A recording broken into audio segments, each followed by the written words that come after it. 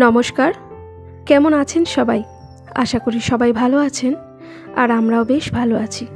आमी रीता आमार नतून एकटी ब्लगे आपनादेर सबाइके स्वागत जानाई। विगत कयेक मास हलो आमी आपनादेर काछे कोनो रकम ब्लग शेयर करते पारिनी। आज आबार अनेक दिन बादे एकटा पुरानो ब्लग निये आपनादेर सामने हाजिर हलाम। जानी अनेक बंधुराई आमाके भुले गियेछे, अनेके बा अभिमान करे दूरे सरे गियेछे, आबार केउ बा मने रेखे एखोनो कमेंट करे। तो जे सब बंधुरा एखोनो आमाके भालोबासा दिये जाच्छेन तादेर शुधु धन्यवाद दिये छोटो करब ना, तादेर जानाई आमिओ अनेक अनेक भालोबासा। तो जाई होक, आशा राखबो आज थेके आबार भिडियो कन्टिनिउ करब एबं आमार समस्त बंधुरा आबार आगेर मतोई आमाके भालोबासा देबेन। और এই ভিডিওটা ছিল বেশ কয়েক মাস আগের, তখন প্রায় গরমই রয়েছে। আজ দুপুরবেলা আমাদের একটা নিমন্ত্রণ ছিল, তো তাই রান্নাবান্না সেরকম কিছু চাপ ছিল না। তো হাজব্যান্ড বলেছিল কোনো রকম রান্নাই করতে হবে না, যা কিছু সব বাইরে থেকে কিনে আনা হবে, তারপরে দুপুরবেলা তো নিমন্ত্রণ আছেই। কিন্তু সকালবেলা দেখলাম তার কিছুই হলো না, তাই অগত্যা আবার উনুনের কাছেই আসতে হলো। তো কয়েকটা পাউরুটি নিয়ে এসে আর ডিম ফাটিয়ে নিয়ে এখানে ডিম টোস্ট করছি। তো তিনজনে মিলে এটা খেয়ে নেব। তারপরে সংসারের যেরকম কাজ তো থাকেই, শুধু রান্নাটাই হবে না, কিন্তু তাই বলে কি সংসারের কাজের কোনো কমতি আছে? সেগুলো তো করতেই হবে, তাই না? তো সেরকমটাই। এই তো এখানে পাউরুটিগুলো প্রথমে একটু সেঁকে নিলাম, সেঁকে নিয়ে তারপরে আমি এইভাবে ডিম টোস্টটা বানাই। গতকাল রাতে আমি একটা কমিউনিটি পোস্ট দিয়েছিলাম যে আমি আবার ফিরে আসছি, নতুন করে ব্লগ আপনাদের সঙ্গে শেয়ার করব। ঠিক 11টায় ব্লগ চলে আসবে, কিন্তু আমার ওই যে কথা দিয়ে আমি কথা রাখতে পারি না, জানেন। 11টায় বলেছি, কিন্তু 11টায় হবে না বোধহয়, জানেন তো। জানি না কি একটা বাধা আসে যখনই আমি এই ব্লগ আপনাদের সঙ্গে শেয়ার করব। সমস্ত কিছু রেডি করে রাখার পরও কিছু কিছু কাজ একটু বাকি রেখে দিই, আর তার ফলে সেখানেই হয়ে যায় দেরি। কোনো না কোনোভাবে ঠিক সেই মুহূর্তে এমন কিছু কাজ চলে আসে যে আমি আর আমার কথা রাখতে পারি না। সমস্ত কিছু হয় না শুধু আমার এই নিজস্ব কাজটা, যেটা একান্ত আপন।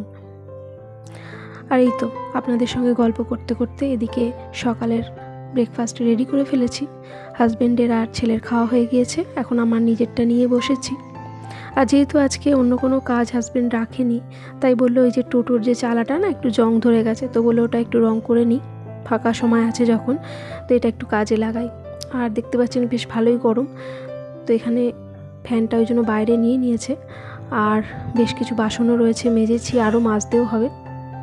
তো হাজব্যান্ড বললো একটা পুরনো কিছু কাপড় দিতে, তো এদিক ওদিকে রং লেগে যাচ্ছে বা হাত মুছবে সেই কারণে, তাই সেটাই তাকে এনে দিলাম। তো এইবার আমি সংসারের অন্যান্য কাজ যেগুলো আছে সেগুলো একটু সেরে নেব।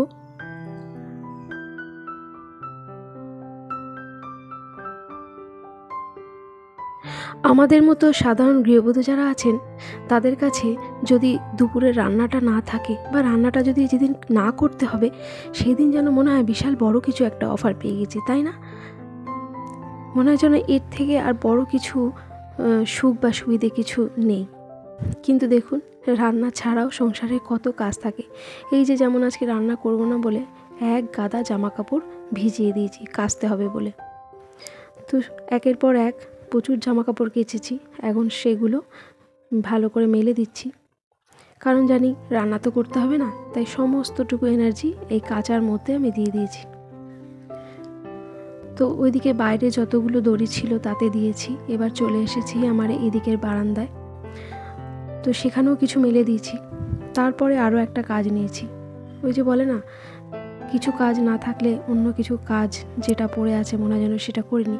তো এখানে গাছগুলো কিছু আছে আমার, যে গাছগুলোতে না দেখছি একটু সাদা সাদা কিছু একটা পোকা ধরেছে, তো সেগুলোতে কিছু জলের মধ্যে একটা ওষুধ মিশিয়ে আমার হাজব্যান্ড রেডি করে দিয়েছে, যেগুলো দিলে এই ফাঙ্গাসগুলো মরে যাবে। তো সেটাই এখন করে নিচ্ছি, সমস্ত গাছগুলোতে এখন স্প্রে করে দিচ্ছি। আর ওদিকে সোনাকে বলেছি স্নান করতে, কিন্তু একটু পরেই দেখবেন আমি এদিকে জল স্প্রে করছি গাছগুলোতে, আর ওখানে উল্টো দিক থেকে কল থেকে আমার গায়ে জল দিচ্ছে। আর এই তো বেশ খানিকক্ষণ পর আমিও সমস্ত কাজ সেরে একেবারে স্নান করে চলে এসেছি, আর তারপর কাপড়টাও পরে নিয়েছি। আজ যাব একটি গৃহপ্রবেশের অনুষ্ঠান আছে, সেখানে আমাদের নিমন্ত্রণ আছে, তো ওখানেই যাব। তো ওদের সকলে রেডি হয়ে গেছে, আর হাজব্যান্ডের একটা কাজ ছিল, তো সে রেডি হয়ে টোটো নিয়ে একটু বেরিয়েছে। তো হাজব্যান্ড বাড়ি এলে তারপরে একসাথে 3 জনে টোটো করে বেরোবো। তো যাওয়ার আগে কিছু জিনিস এই ব্যাগের মধ্যে একটু নিয়ে নিচ্ছি, বিশেষ করে আমার চশমাটা নিতে হবে, ফোনটা নিতে হবে। আর এই দেখুন বলতে বলতে হাজব্যান্ডও চলে এসেছে। তো আর এই তো 3 জনে মিলে বেরিয়েও পড়েছি। বেশি দূরে নয়, আমাদের বাড়ি থেকে কাছেই, তবুও হেঁটে গেলে একটু বেশি সময় লেগে যাবে। তো দুপুর প্রায় 2টো পেরিয়ে গেছে, হাজব্যান্ড আস্তে আস্তে অনেকটাই দেরি করে ফেলেছে, তাই জন্য তাড়াহুড়ো করে একটু বেরোচ্ছি টোটো করে, নাহলে হেঁটে গেলেও চলতো।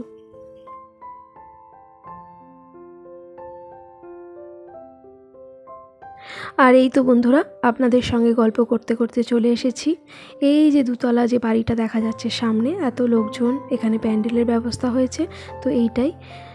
আর এই বাড়িটার সমস্ত যে ওয়্যারিংয়ের কাজ আছে, কনসিল ওয়্যারিংয়ের কাজ, সমস্ত কিছু আমার হাজব্যান্ডই করেছে।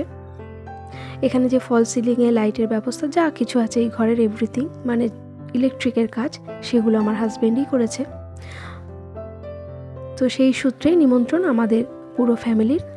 তো এখানে দেখুন ফল সিলিংয়ের যে ড্রয়িংটা, তা কত সুন্দর হয়েছে। তো এটাই একটু সকলে ঘুরে দেখছে, আর আমরাও ব্যতিক্রম নই, আমরাও দেখছি। তো এবার চলে যাব সোজা উপরে, আর আমার সাথে সাথে আপনাদেরও একটু শেয়ার করে দিচ্ছি, কেমন লাগলো কমেন্ট করে জানাবেন। তো এখানের ফল সিলিংটা আরও সুন্দর, তাই না? তো ইনি একজন টিচার, তো সেই সূত্রে অনেক ছাত্রছাত্রীদেরও নিমন্ত্রণ আছে, তারাও এখানে সকলে বসে আছে। তো এই জায়গাটাও বেশ সুন্দর, কিন্তু আমার একটু ভয় লাগে, কেন জানেন? আমার ছেলে তো ভীষণ দুরন্ত, তো এই রকম যখন ব্যালকনি থাকে আর এই ধরনের রেলিং থাকলে আমার খুব ভয় লাগে যে যখনই বদমাইশি করবে, যদি অজান্তে কোনো দুর্ঘটনা ঘটে যায়, এই আর কি। তো যাই হোক, আফটার অল সমস্ত কিছু বেশ সুন্দর, ঘরের রং থেকে শুরু করে লাইটের ব্যবস্থা সমস্ত কিছু। আর এই হলো আমার সোনা, আর এই হলো হাজব্যান্ড।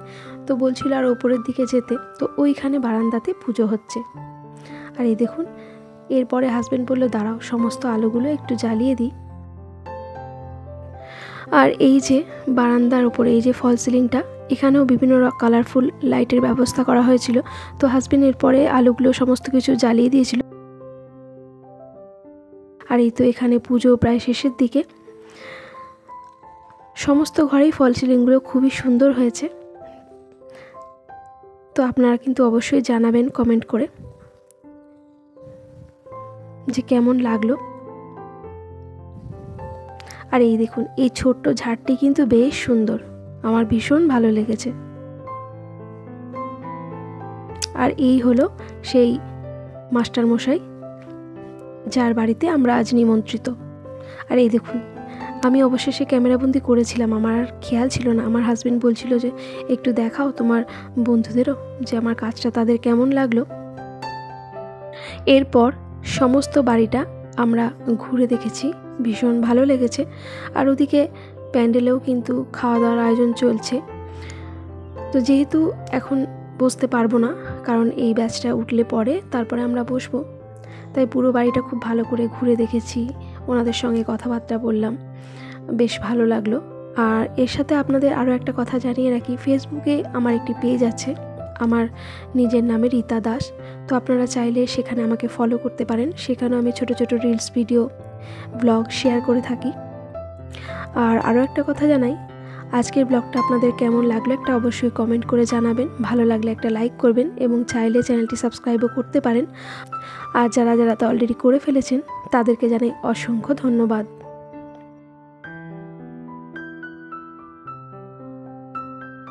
আর এবারে চলে এসেছি পুরো একেবারে টপ ফ্লোরে, অর্থাৎ 3 তলাতে। তো এখান থেকে বন্ধুরা চারপাশের পরিবেশটা অসাধারণ লাগছিল, যেহেতু আমাদের এখানে গ্রাম্য পরিবেশ, এটা একটা গ্রাম, তো তাতে করে চারপাশটা এত সুন্দর লাগছিল, এই ওপর থেকে ভিউটা কিন্তু খুব সুন্দর লাগছিল। চলুন এবার নিচের দিকে নামা যাক, কারণ হয়তো এখন একটা ব্যাচ উঠেছে, নতুন আবার হয়তো এখন বসবে, তো তাই হাজব্যান্ড ডাকতে এসেছে।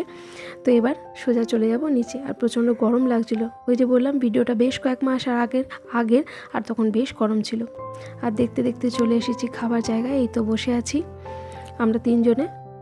তো একদিকে খাওয়া চলছে আর একদিকে প্রায় শেষ, তো তাই বসে আছি অপেক্ষা করছি, কারণ বেলা প্রায় 3টে সাড়ে 3টে মতো বেজে গেছে। তো আজ যেহেতু ছিল বৃহস্পতিবার দিনটা, তো সেই জন্য আমাদের সেন্টারে যাওয়ারও কথা আছে, যদিও শেষ পর্যন্ত যেতে পারিনি।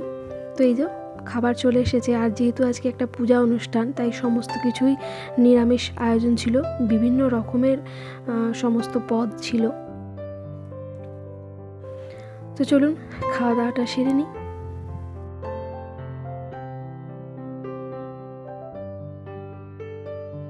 যেহেতু খেতে খেতে আমাদের অনেকটাই দেরি হয়ে গিয়েছিল, তাই সেরকমভাবে খাওয়া দাওয়া আমরা কিছু করতে পারিনি, অনেক খাবারই নষ্ট হয়েছিল। তারপরে এই তো এসে একেবারে শুয়ে পড়েছি। ভাবলাম যে সেন্টারে যাব, কিন্তু এর মধ্যেই মেঘ করে বৃষ্টিও চলে এসেছিল, এটুকু আমার বেশ খেয়াল আছে। তো শেষ পর্যন্ত আমি আর যাইনি, কারণ একেবারেই শরীরটা ভালো লাগছিল না, তাই একটু শুয়ে রেস্ট নিচ্ছিলাম। তাহলে চলুন বন্ধুরা, আজকের মতো এই পর্যন্তই। সকলে ভালো থাকবেন, আবারও দেখা হবে।